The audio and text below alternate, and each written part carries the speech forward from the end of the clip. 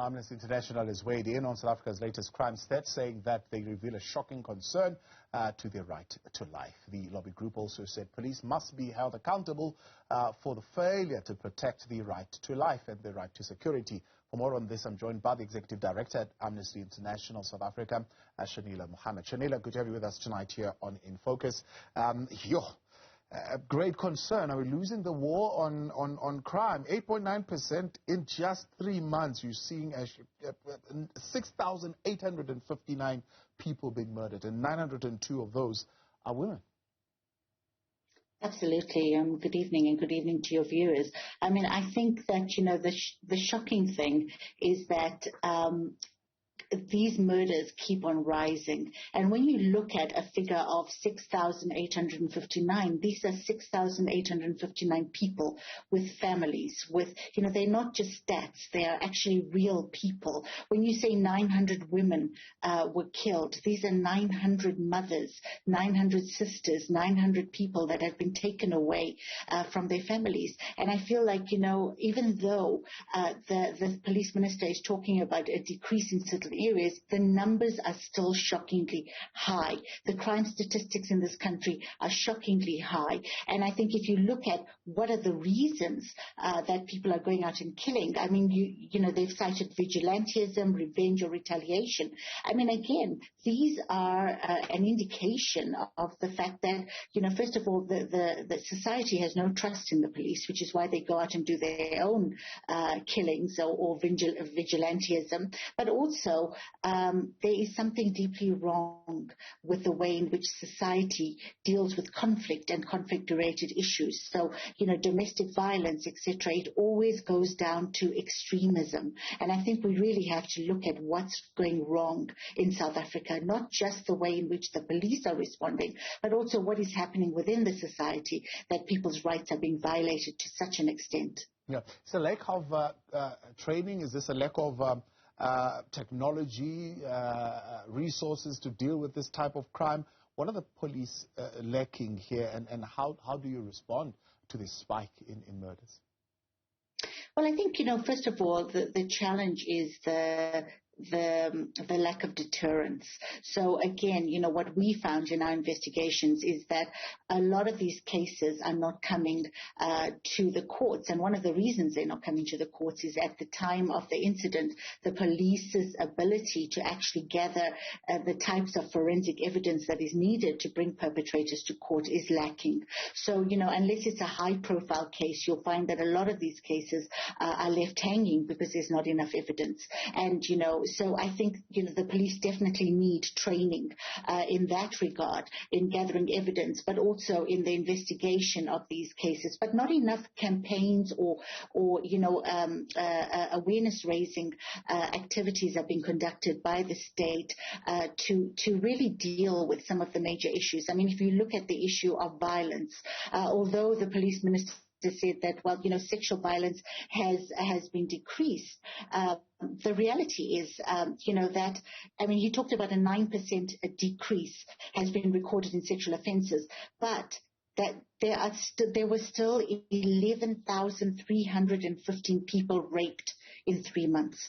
I mean, 11,315 people. That is a huge amount of people that have been raped in a 3-month period. So, again, there's something that is just not right. The police need to be trained in forensics. We need to start thinking about how to deal with these high levels of sexual violence, domestic violence, other types of violence. A lot of the murders we've seen were political violence. We've seen a lot of political killings. Whistleblowers have been killed. So there's a whole lot of different areas where this violence has been perpetrated. And I think it's really important for us to dig deeper into what is causing all of this, but also what does the police need to do differently. Every time the stats are out, there's an increase.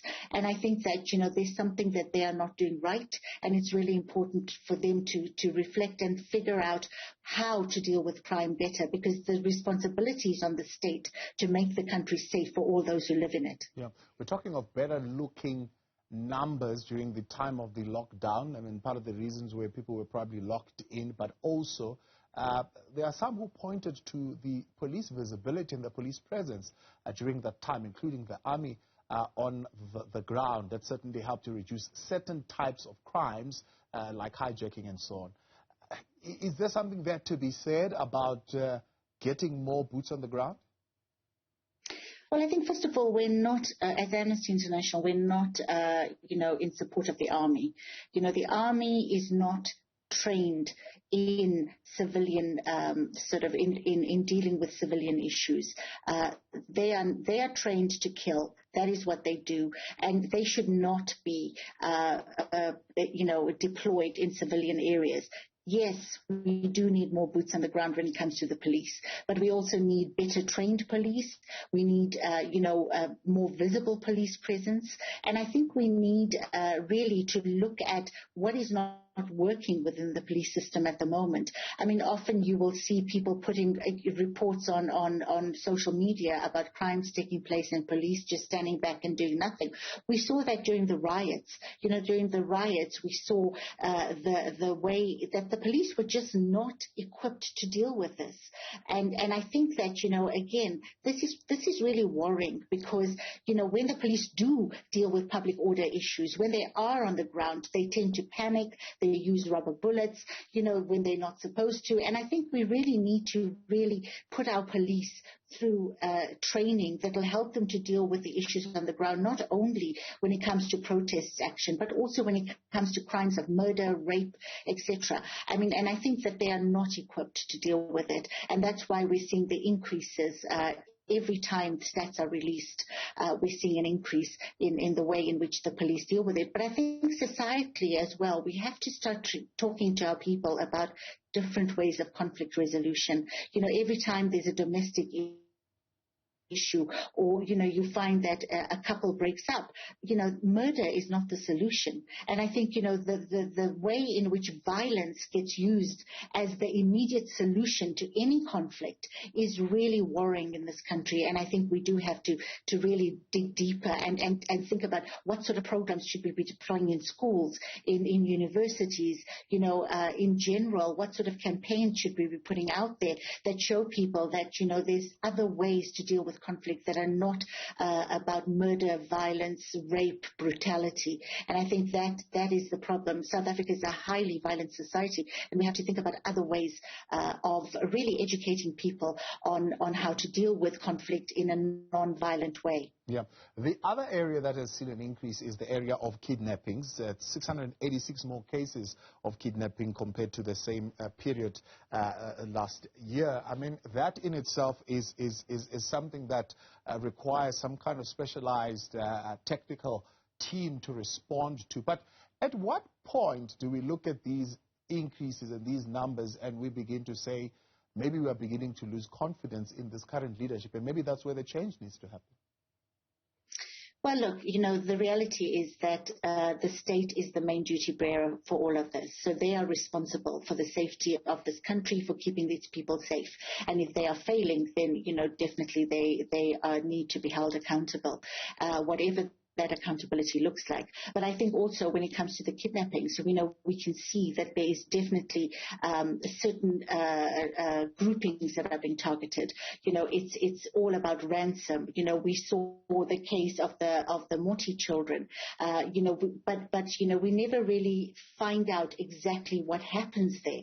And I think the lack of accountability and transparency from the authorities is really worrying, because we don't really know with the kidnappings what actually goes on. We hear of a kidnapping, we hear of the person being released after a certain period of time. We don't know what happened in between. And while we understand that they can't talk about it during the negotiations, but there's nothing really that is coming out from the authorities about why this is happening, who is behind all of this, and what they are doing about it. So all we keep on hearing about is kidnappings, and we hear about them on social media. We don't even hear about them from the authorities most of the time. So I think this lack of transparency, this lack of accountability, and again, one thing we've not talked about is the corruption that takes place as well. We've heard about police being implicated in many of the crimes that take place. We don't know what the state is doing about that. And I think that all combined is leading to the situation we're in at the moment, where there is no faith in the authorities and the state, and crime is increasing. But at the end of all of those statistics are people. And it's those people whose rights, whose families are being decimated. The murder of one member of your family decimates an entire family. And I think we're not really thinking about the impacts on those families and on society, and what sort of society is being created. What are our children learning about the society they're in? And I think, South Africa is in deep trouble unless something is done about reducing the crime in this country. Yeah. These numbers are showing that we have an emergency, pretty much something similar to the pandemic. We've always had an emergency, of course, when it comes to crime in the country. Do you get a sense that it is being treated almost with that same urgency and same focus and attention that we did when we were dealing with COVID-19 in the earlier stages, where the various arms of government within the security cluster are actually sitting around the table and looking at this and saying, what is it that needs to happen? For example, we've been talking about the issue of protecting whistleblowers, as an example. Are we beginning to see real tangible things being done and moving forward? And maybe while we are there, what do you expect to hear from the Minister of Finance when he tables his budget, particularly around the police and the fighting of crime in the country?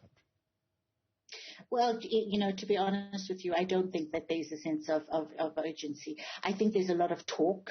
I think there's a lot of trying to say the right things. I think the president, around gender-based violence has been saying, all the right things. But remember that what forced the president to actually stand up and talk about this was when the women took to the streets, when the women decided that they had had enough. And that's when the president came out. We hear about massive budgets. We hear about, resources being put down. We don't see the results of these. Suddenly everything goes silent. So, there's no emergency. And let's go back to the KZN riots and the Gauteng riots. It took them 4 days to respond. So what were those top-level people sitting around the table and doing and talking about, that they weren't able to respond to something that was unfolding in the media right before our eyes? So I think there's a lot of politics that goes on. I think there's, the differences that is happening within the various clusters. The fact that they don't get on is something that the president has not dealt with. He needs to deal with it, because, we can't have that in a country that already has a massive crime rate anyway. And I think, they need to clean up their acts, whatever that takes. If it means that people are not doing their jobs, need to be held to account, then the president must take those actions. And as Amnesty, we lay the blame entirely at the doorstep of the president. He is the person responsible for all of this. And if his people are not doing their jobs, he needs to do something about it. And we don't see that happening. When it comes to the budget, what we don't want to see is a cut in the budget when it comes to security. But what we do want to see is that the budgets are being spent in a way where the people can see the results of that expenditure. We want to know that if they're going to deploy 12,000 more police on the ground, that those police are trained, that we start to see that presence and we start to see a decrease in the numbers. Because if that doesn't happen, then it means once again we are throwing money at a problem, but we are not dealing with the problem. So I think that, people are tired. They're tired of living in a country where they have to look over their shoulders. Women are tired of being scared and being, targeted all the time. And I think that, that this is just not tenable. It cannot go on like this. So we will be watching the budget very clearly. And, we have been calling on the minister, to meet with us, because we have been monitoring the whole issue of the violence against women, the crime, etc. And, we can't get hold of him. And in fact, I ran into him at the airport yesterday and said to him, Minister, we'd really like, and this is Becky Taylor, we'd really really like to talk to you because, we can help with training as well with police and in other ways. And I think they need to open themselves up to listen to, and not just us, but all civil society, because we have a lot to offer. And I think they need to start listening and not just thinking that an increase in numbers is an acceptable norm in this country. It's not. Beketele should be ashamed to go to Parliament and talk about an increase in number. It means that he's not doing his job. Shenilla, I appreciate your time. Thanks very much for joining us, Executive Director at Amnesty International, Shenilla.